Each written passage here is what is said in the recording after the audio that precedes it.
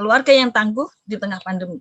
Karena saat ini kalau kita melihat COVID ini begitu luar biasa dampaknya, pengaruhnya pandemi ini, bahkan kalau melihat dari angka statistik aja dari 28 Oktober kemarin itu sudah ada data yang terkena itu sudah sekian juta, dengan di Indonesia juga sudah sekian ribu juga, dan bahkan Bali juga sudah 11.520 dan sebagainya. Tentunya itu sangat memberi dampak pengaruh yang sangat luas, sangat besar bagi banyak orang, setiap pribadi ketika mengalami hal seperti itu. Baik secara pribadi atau bahkan kalau kita lihat juga bukan hanya secara pribadi, dalam keluarga. Kita melihat di situ terjadi perceraian, walaupun di Indonesia belum signifikan ya banyak ini, tapi coba bayangin setiap hari ketemu ini suami istri ketemu terus, yang biasanya mungkin ada sibuk dengan pekerjaan dan lain sebagainya, itu bisa menjadi konflik. Terus yang punya kakak dan adik, nah ketemu ini adiknya, kadang mungkin ada yang masih suka jahil-jahilin, kakaknya juga karena jenuh cari keisengan, jadi juga bikin jahil-jahilan juga, sehingga ribut, ada percekcokan, masalah, atau kalau ketika kita sedang gabut, tidak mau diganggu, datanglah yang mengganggu, rasanya kan mulai ngegas gitu ya, kata teman-teman, mulai ngegas. Baik itu tadi terjadi juga akhirnya kan KDRT. Tapi kalau kita mau melihat COVID ini, pandemi ini datang dengan tiba-tiba, tanpa diprediksi, dan membuat satu ketidakpastian dan bisa memporak-porandakan kehidupan manusia, baik itu dari segi kesehatan, jasmani maupun rohani. Banyak juga yang akhirnya meninggal dunia, dan itu membuat suatu gangguan ketika ada kehilangan orang yang dikasihi, secara begitu juga keuangan, ada yang di PHK orang tuanya, ada yang mengalami bisnisnya macet, ada yang mengalami kesulitan, banyak hal masalah keuangan karena sepi. Contohnya di Bali mengalami dampak yang luar biasa, pariwisata terhenti, dan begitu sangat berat sekali. Kadang saya melihat ada teman yang kata dari mungkin dia bekerja di hotel, jadi berjualan sayuran atau bumbu-bumbu dan lain sebagainya. Sangat memprihatinkan. Pendidikan harus belajar online. Secara daring gini lumayan capek juga. Kadang kalau saya lihat kalau anak saya sudah ini, kadang ada iseng-isengnya juga, dia sambil ketiduran, tadi dengarin tapi ketiduran. Sangat berat karena ketika hanya fokus di satu tempat, di monitor saja, itu juga melelahkan. Kita tidak bertemu dengan teman-teman yang biasanya kita bisa bersama-sama bermain, bercanda, dan kita hanya fokus ke sini, atau kita hanya lewat daring seperti ini lagi, lewat online, itu hal-hal yang sangat berat. Politik kayak seperti ini, ada demo-demo dan lain sebagainya, dan bahkan juga keluarga. Keluarga adalah sebuah sistem, yaitu adanya anggota-anggota keluarga, ayah, ibu, anak, dan masing-masing harus berjalan sesuai dengan tugasnya, tanggung jawabnya, fungsinya, dan bahkan peranannya. Nah, di sini kalau dilihat anak itu bisa dengan kakak, dengan adik, ya, dengan orang tua. Nah, kita mau melihat peranan ini. Memang hal yang agak berat. Biasanya kalau kami mendengarkan tentang parenting, bagaimana menjadi orang tua yang baik. Nah, sekarang saya memposisikan sebagai seorang anak, ya, anak dengan hubungannya dengan orang tua, anak juga dalam hubungannya dengan saudara, dengan kakak dan adik dan lain sebagainya. Nah, kita akan belajar di sini. Keluarga, kalau kita lihat ada orang tua, suami, istri, dan anak-anak, entah dia laki-laki, perempuan, kakak, adik, atau hanya anak tunggal, saat ini sedang mengalami suatu tekanan yang sangat besar, yang sama-sama masing-masing menerima tekanan. Misalnya dari tadi yang kita lihat, kesehatannya, jasmani dan rohani, orang tua ada yang kehilangan pekerjaan, keuangan, PSBB membuat kita gabut, membuat kita mager, membuat kita hanya di rumah saja. Pokoknya yang mengalami stres, kecemasan, kok di tetanggaku ada yang meninggal ini. Jadi kadang membuat satu kecemasan, ketakutan, dan bahkan bisa mengalami depresi. Nah, coba kalau teman-teman bisa langsung ngomong aja, kan di antara kita kan kita dalam pertemuan kita saat ini, kita bisa langsung buka suaranya, kita sambil ngomong. Coba teman-teman sebutkan tekanan-tekanan yang dialami atau yang dirasakan selama pandemi ini. Sudah sekitar 9 bulan ya, 9 bulan kita mengalami tekanan dari luar yang teman-teman rasakan itu apa saja? Apa yang teman-teman rasakan selama pandemi ini? Ada yang mau bercerita? Mager, Kak. Mager, betul, mager. Ada lagi teman-teman? Boleh, terima kasih Adit. Ada lagi? Pola tidurnya nggak bagus juga, Kak. Pola tidur nggak bagus, yang seharusnya malam jadi siang ya. Kita bisa tidurnya baru pagi hari ya. Betul. Betul toh. Ketika pola tidur nggak bagus, banyak dampaknya lagi. Bisa daya tahan tubuhnya nggak kuat dan lain sebagainya. Apalagi? Apa yang teman-teman rasakan selama masa pandemi ini? Kenapa kita penting mengungkapkan perasaan kita? Supaya tekanan di hati kita bisa disalurkan. Inilah tempatnya di sini. Kadang kita mau curhat, mau berbagi, mau ke siapa gitu ya. Tapi disinilah kita bisa berbagi. Aku merasa begini loh. Tahu, mengenali apa yang kita rasakan. Mengenali diri sendiri itu penting sekali. Apa yang teman-teman alami? Apa yang teman-teman rasakan selama pandemi ini? Kan tekanannya banyak. Ini sebuah keluarga yang mengalami tekanan yang begitu banyak. Setiap anggota dalam keluarga itu mengalami satu tekanan yang berbeda-beda tergantung responnya juga ya.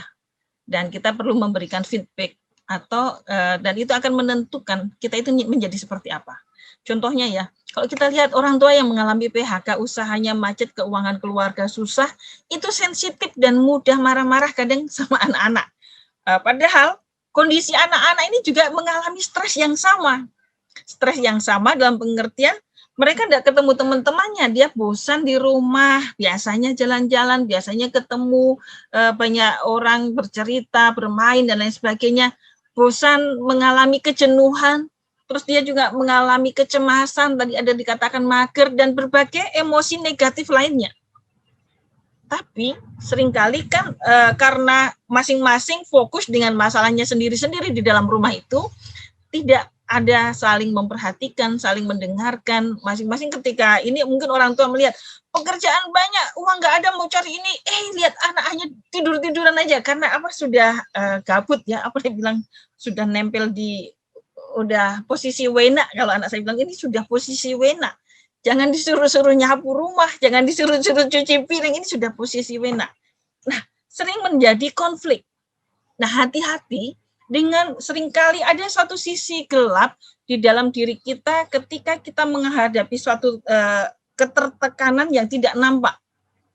Kita menekan emosi kita tidak mengeluarkan sampai akhirnya ada sesuatu yang merangsang, stimulan yang akan membuat kita meledak, emosi kita marah dan lain sebagainya.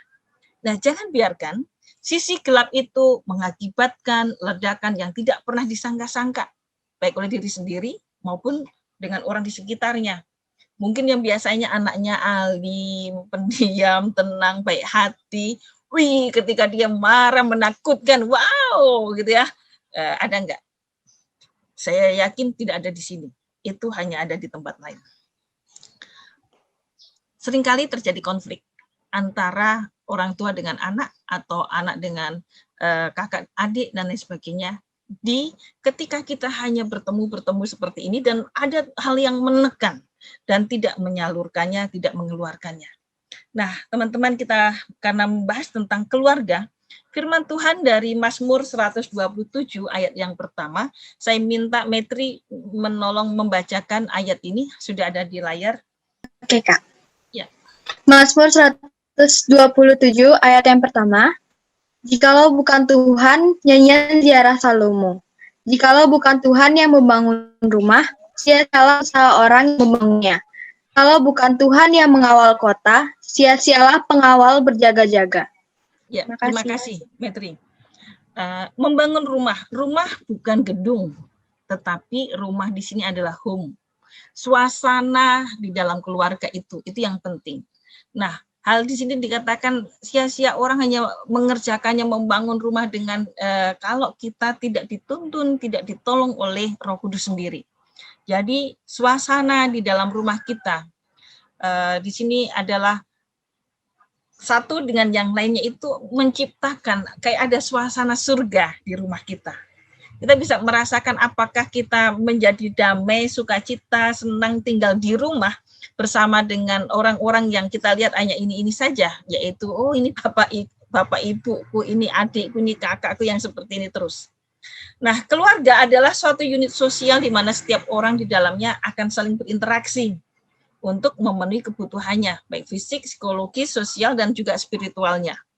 Dalam psikologis perlu keintiman, perlu kedekatan, adanya suatu bonding, adanya suatu perasaan diterima apa adanya, dan kita menjadi pribadi yang berarti di dalam keluarga kita.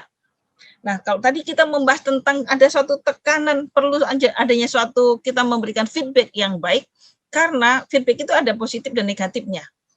Nah, yang dimaksud dengan feedback dalam suatu sistem, dalam keluarga tadi yang ada lingkaran-lingkaran 3 tadi ya, adalah proses yang dilalui sehingga suatu sistem dapat berubah atau menyesuaikan diri ketika menghadapi suatu tekanan. Kalau keluarga itu salah satu anggota keluarga itu tidak berfungsi dengan baik, maka akan terjadi disfungsi. Disfungsi adalah ketidakmampuan dari anggota keluarga untuk mencapai tujuan bersama. Kedekatan secara emosi. Masing-masing dengan dunianya sendiri. Coba bayangin teman-teman. Mama papa sibuk dan pegang gadget. Anak-anak juga di kamar masing-masing. Hanya keluar ketika jam makan, keluar ketika wifi tiba-tiba mati, pasti langsung keluar, ada apa ini? Kenapa kok mati? Padahal kalau wifi aman, diam-diam aja dengan dunianya sendiri-sendiri. Tidak ada kedekatan secara emosi, tidak ada kayak kita di rumah, tapi bisa aja dianggap seperti di sebuah terminal, tahu ya, terminal bis. Terminal bis itu banyak orang, tetapi satu dengan yang lainnya hanya berpapasan aja tanpa ada suatu kedekatan secara emosional. Tidak bisa mengungkapkan diri kita apa adanya, apa yang saya rasakan, apa yang saya alami. Kok kayaknya bapak ibuku sibuk dengan bekerja, aku juga sibuk nih, tugas sekolah juga banyak. Guru-guru ini kadang minta tugas harus segera selesai, harus dimasukkan, nanti terlambat. Banyak hal yang menjadi konsekuensinya. Atau kita mungkin sedang rindu dengan teman, kalau ada yang sudah punya pacar sedang rindu dengan pacar kita, nggak ada yang ngerti kayaknya ya. Kayaknya aduh ini begitu beratnya, nggak ada yang memahami perasaan saya. Contohnya seperti itu. Atau di dalam keluarga itu juga memiliki arti. Nanti Kak Eva punya sebuah foto-foto, walaupun ini foto-foto jadul dan bukan foto seorang profesional, fotografer profesional, tapi itu menggambarkan inilah kami menciptakan, kami berusaha memberikan satu contoh ya. Ingat di sini bahwa semua orang yang berada di keluarga itu harus menjadi bagian dan berfungsi dengan baik. Nah, mari kita mengenali, mengidentifikasi keluarga teman-teman masing-masing. Apakah fungsi masing-masing anggota di dalam keluarga teman-teman sudah bisa berfungsi dengan baik? Orang tua bisa memberikan perhatiannya, anak-anak juga bisa membantu orang tua ya. Keinginan orang tua itu sudah kondisi susah, janganlah anak bikin susah karena gitu ya. Tapi anak-anak juga bilang, aku juga sedang susah dan stres. Janganlah orang tua itu hanya nyuruh-nyuruh. Orang tua hanya kadang tanya, misalnya terima rapot kemarin ya, pertengahan semester. Mana nilainya? Wih ini, kadang enggak dipuji. Udah dapat nilai nih 999. Ada yang dapat nilai 8. Terus dia bilang, kenapa ini 8? Bukan dibilang, wih bagus nilainya 9, udah bagus ya kondisi COVID. Tapi yang dicari kadang yang kurangnya. Kurang kadang adanya suatu saling memperhatikan, saling tanya yang penting, apa yang kamu alami, apa yang kamu rasakan di hari ini. Bagaimana suasana di dalam keluarga kita saat ini? Apakah suasana surga, suasana home itu sudah tercipta dalam keluarga kita? Dan apakah teman-teman juga mau menjadi pemprakarsa untuk mengubah situasi yang kadang nggak enak nih di rumah, gitu ya? Kita mau melihat bagaimana sih caranya ketika tadi itu hubungan antara kakak dengan adik atau dengan kalau ada yang kembar ya berarti ya tetap sama juga kakak adik ya, orang tua dengan anak, suami dengan istri, nah ibu dengan ayah, itu satu lingkaran. Kita akan membaca firman Tuhan ini secara bergantian. Kita yang lainnya mendengarkan. Silakan. Ya. Jika karena dalam Kristus ada nasihat, ada penghiburan kasih, ada persekutuan roh, ada kasih mesra dan belas kasihan, karena itu sempurnakanlah sukacitaku dengan ini. Hendaklah kamu sehati sepikir dalam satu kasih, satu jiwa, satu tujuan, dengan tidak mencari kepentingan sendiri atau puji-pujian yang sia-sia. Sebaliknya, hendaklah dengan rendah hati yang seorang menganggap yang lain lebih utama daripada dirinya sendiri. Dan janganlah tiap-tiap orang hanya memperhatikan kepentingannya sendiri, tapi kepentingan orang lain juga. Hendaklah kamu dalam hidupmu bersama menaruh pikiran dan perasaan yang terdapat juga dalam Kristus Yesus. Ya, selanjutnya. Yang walaupun dalam rupa Allah, tidak menganggap kesetaraan dengan Allah itu sebagai milik yang harus dipertahankan, melainkan telah mengosongkan dirinya sendiri dan mengambil rupa seorang hamba dan menjadi sama dengan manusia, dan dalam keadaan sebagai manusia, ia telah merendahkan dirinya dan taat sampai mati, bahkan sampai mati di kayu salib.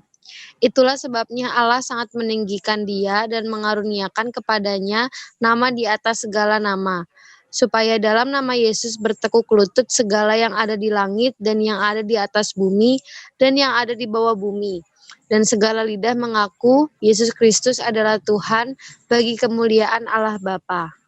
Ya, terima kasih teman-teman yang sudah membaca. Bagaimana kita bisa menciptakan atau bersama-sama membentuk sebuah keluarga yang tangguh di tengah-tengah pandemi. Yaitu kalau yang pertama adalah sehati sepikir dalam satu kasih, satu jiwa, dan satu tujuan. Itu harus dimiliki oleh masing-masing anggota keluarga itu. Dalam sehati sepikir itu berarti ada rasa empati. Ikut merasakan apa yang dialami oleh anggota keluarga lainnya dengan cara menempatkan diri kita menjadi seperti anggota keluarga itu. Jadi menempatkan atau kita ikut merasakan, berempati.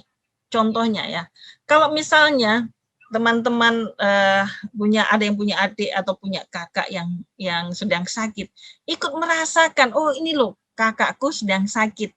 Bagaimana kita bisa memperhatikan dia, mungkin mengambilkan makanannya, mungkin mengambilkan minumannya, hal yang kecil, sederhana, itu bukan hanya tanggung jawabnya mama untuk merawat saudara kita, tapi kita memberikan suatu perhatian, itu sesuatu hal yang sangat baik untuk bisa satu dengan yang lainnya saling memberikan perhatian, karena masing-masing orang kalau diperhatikan senang nggak teman-teman kalau diperhatikan? Sama kakaknya, atau kakaknya, aduh, sana pergilah sama temanmu, main sama temanmu. Padahal kita nggak punya teman yang lain kecuali kakak dan adik kita di rumah itu ya. Tapi kadang mereka di dunianya sendiri gitu loh. Yang kedua, sehati sepikir dalam kasih itu dikatakan satu jiwa dan satu tujuan. Juga harus ada keterbukaan, kejujuran dengan apa yang dirasakan, apa yang dipikirkan, dan masalah yang sedang dihadapi oleh kita saat ini. Orang tua bisa ngomong, oh ya ini kita sedang kesulitan keuangan, jadi kita harus hemat, jujur, misalnya dia. Orang tua pun terbuka. Atau kalau anak-anak misalnya sedang karena pandemi, terus ada yang putus cinta nih, karena diajak keluar sama pacarnya, kita enggak mau keluar, terus diputus. Ngomong sama orang tua juga, Mas, jangan banyak ngomong dulu ya. Aku sedang pusing karena putus cinta nih. Contohnya kalau ada yang putus cinta. Atau ngomonglah, maksudnya apa yang teman-teman alami? Belajar untuk terbuka dengan orang tua, belajar terbuka dengan saudara. Nah, jadikan kakak adik kita menjadi sahabat, menjadi teman bermain, bukan hanya kayak teman pelengkap saja, masing-masing di kamarnya sendiri-sendiri gitu enggak ya, atau ketemu waktu makan, tapi terbuka menjadi teman curhat, itu menolong untuk kita bisa mengurangi beban yang dirasakan dalam hati kita. Kasih dan penghargaan yang semestinya, yang seharusnya kepada sesama anggota keluarga itu penting. Itu di dalam sehati sepikir dalam satu kasih tadi itu ya. Artinya apa? Kalau seorang kakak, dia akan menunjukkan kasih sayang perlindungan kepada adiknya. Seorang adik akan memberikan memberikan rasa hormat kepada kakaknya. Saya tadi teringat tiba-tiba ada lagu satu-satu aku sayang ibu. Ingat nggak teman-teman lagu anak-anak itu ya? Itu sebenarnya lagunya lagu iya betul nih. Lagu waktu kita masih kecil. Saya kira itu lagu wajib setiap anak pada waktu kecil tahu lagu itu. Dua-dua juga sayang ayah. Tiga-tiga sayang adik kakak, itu diajarkan dari kecil. Tidak bisa kita dalam menjalin hubungan yang baik sesama anggota keluarga itu tiba-tiba. Mungkin karena pandemi ketemu terus akhirnya ini baik, enggak. Tapi itu proses, perlu waktu, perlu pengorbanan, perlu seseorang itu tidak hanya mikirkan dirinya sendiri ya. Jadi kita belajar menjadi pendengar yang baik buat anggota keluarga kita yang lain. Jangan asal kita cepat ngomong, ingin dipahami, ingin dimengerti, banyak komplainnya, tapi belajar menjadi pendengar dan memahami situasi yang ada. Nah, yang berikutnya adalah memiliki pikiran dan perasaan Kristus. Sebentar, ada yang mau masuk. Menempatkan Allah sebagai yang terutama dalam hubungan antar pribadi dalam anggota keluarga, sesuai dengan fungsi, dengan kasih dan penghormatan, penghargaan yang seharusnya, serta bertumbuh bersama dalam pengalaman bersama dengan Tuhan. Artinya adik kakak orang tua itu sama-sama, kalau segitiga itu sama-sama bertumbuh di dalam Tuhan. Kalau yang bertumbuh hanya satu, kita tidak menempatkan Roh Kudus dalam keluarga kita, maka sering terjadi percekcokan, ya, perang. Kalau dikatakan perang dunia terjadi juga, ada piring terbang, kalau suami istri kadang marah-marahan, bapak ibu ribut, suka berkelahi, bertengkar, anak-anak juga pusing juga mendengar orang tua bertengkar. Wow, terjadi suasana yang di rumah itu sesuatu yang menjenuhkan dan tidak rasa nyaman. Oleh karena itu harus sama-sama bertumbuh di dalam Tuhan. Caranya bagaimana? Menciptakan, membuat, seperti kita belajar beberapa waktu yang lalu adalah membuat kita ada misbah keluarga, berdoa bersama, ada suatu keterikatan, bermain bersama, dan berespon dengan benar terhadap tekanan dan masalah yang ada. Masing-masing kita punya pergumulan sesuai dengan kapasitas kita masing-masing, ya. Oleh karena itu, masing-masing anggota keluarga itu, kalau kita berjuang sendiri-sendiri, kita akan lemah. Tapi harus saling menopang satu dengan yang lainnya. Jadilah menjadi sahabat penopang buat saudara kita. Nah, kalau di sini juga bagian yang ketiga adalah tertuju kepada kehendak Bapa dan bukan pada kehendak kita sendiri, bukan mau menangnya sendiri. Kalau kita masing-masing anggota keluarga kita mengutamakan kepentingan anggota keluarga yang lain, bukan egonya kita sendiri. Kita mau melihat di sini bukan menang-menangan, itu artinya kita mau membantu, kita mau memperhatikan anggota keluarga yang lain.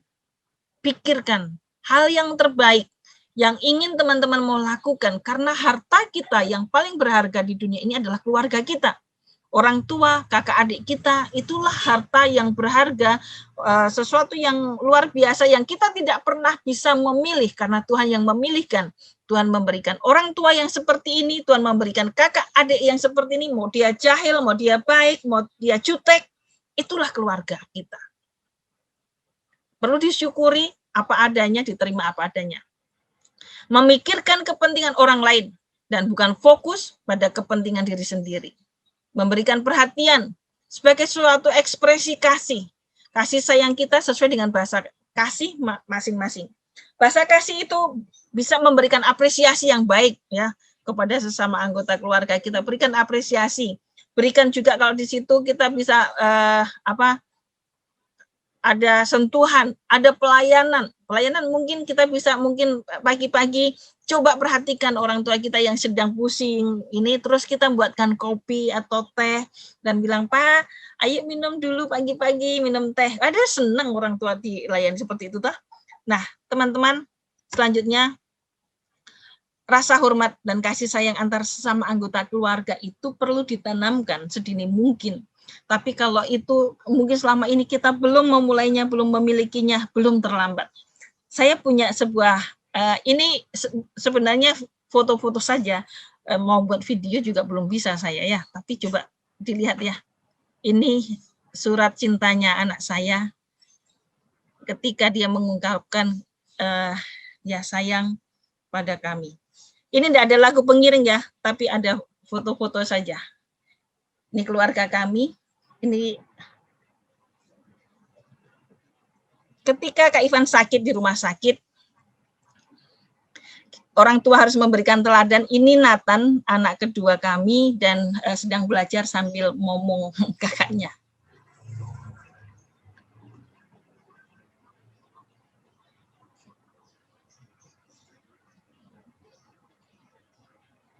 Ini anak yang pertama dengan yang ketiga. Ini anak kami yang pertama dengan yang kedua. Mereka bermain bertiga, main catur, walaupun nggak tahu bisa main caturnya nih.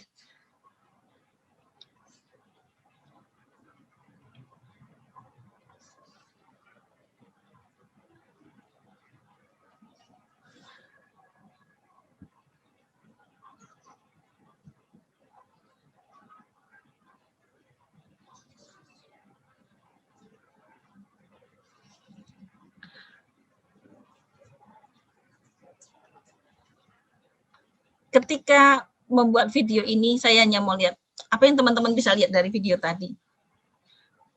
Kami memiliki satu keistimewaan ya.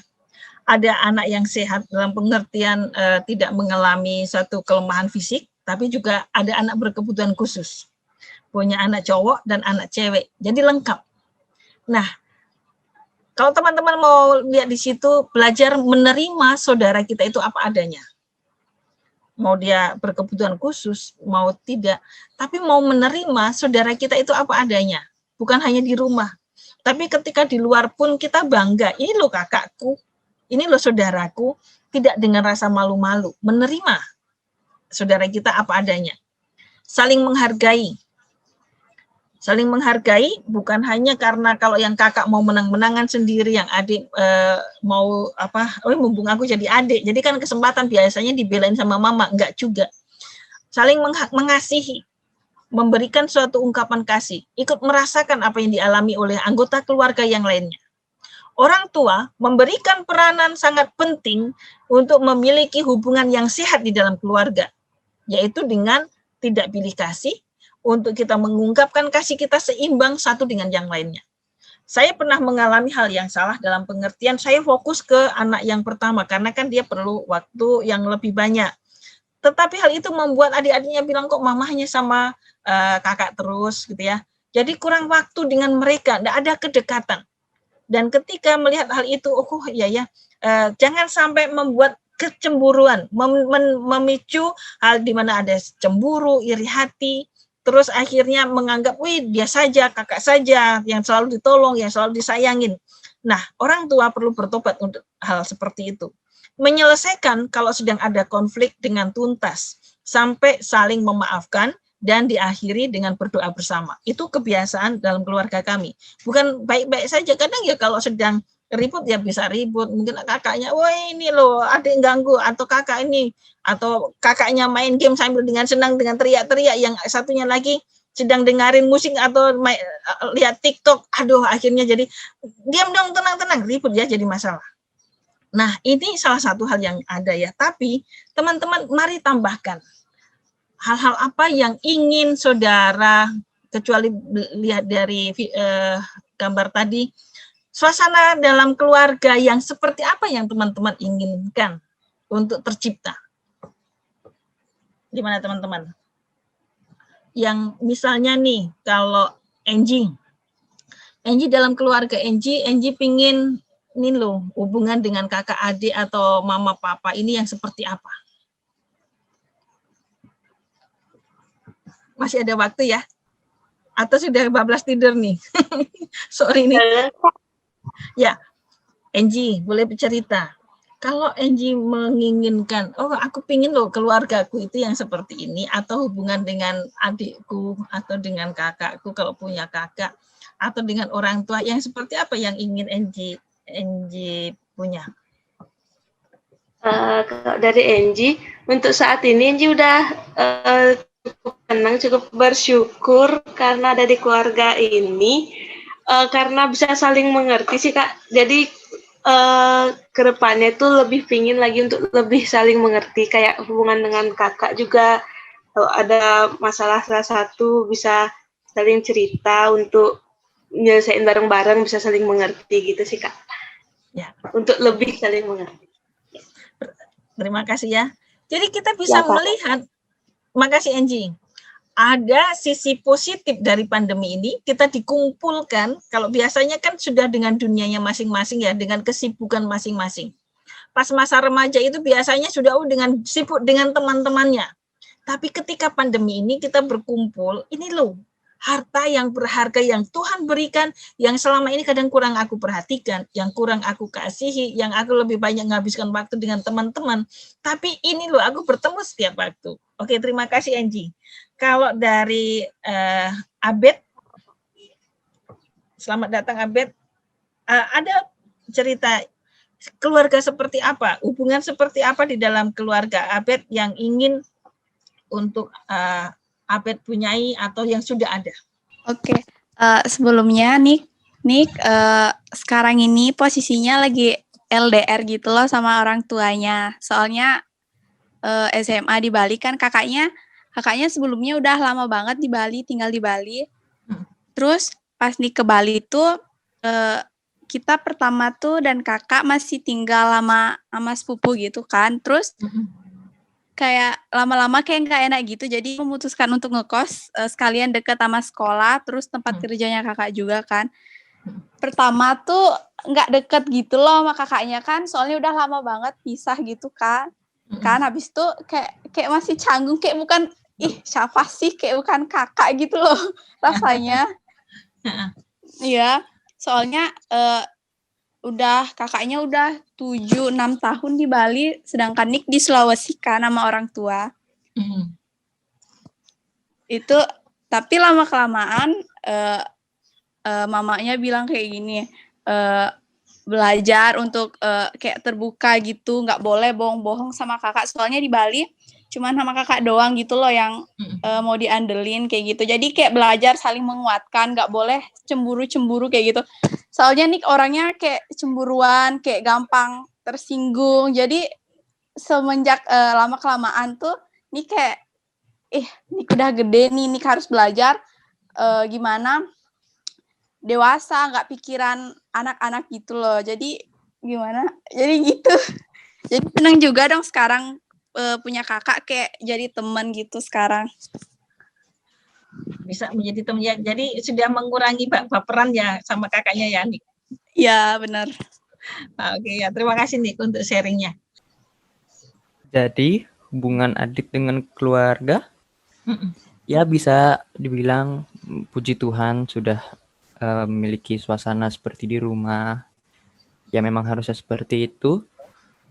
Terus keseharian juga kita setiap malam makan malam ngobrol-ngobrol bareng, kita bahas kadang-kadang kita bahas masa depan juga, kadang-kadang mama kebetulan kan ini single parent, jadi harus kerja dan ngurus kita anak-anak juga, punya adik juga masih bayi, jadi kita koordinasi lah supaya rumah ini tetap diisi dengan Roh Kudus gitu. Itu deh. Mantap itu.